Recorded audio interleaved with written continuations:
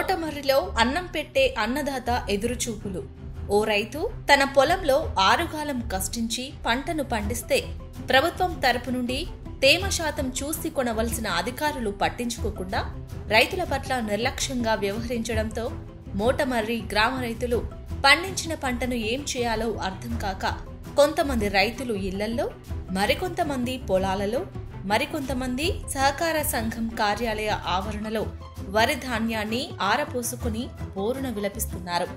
బోనకల్ మండల పరిధిలోని మోటమర్రి గ్రామంలో ఆ గ్రామానికి చెందిన రైతులు వందల ఎకరాలలో వరి పంట సాగు చేశారు.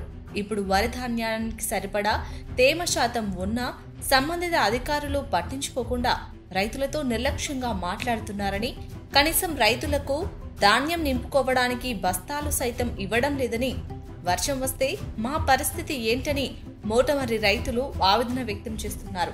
ఇప్పటికైనా అధికారులు స్పందించి రైతుల వద్ద నుండి ప్రభుత్వ మద్దతు ధరకు ధాన్యాన్ని కొనాలని మోటమర్రి రైతులు ముక్తకంఠంతో కోరుతున్నారు.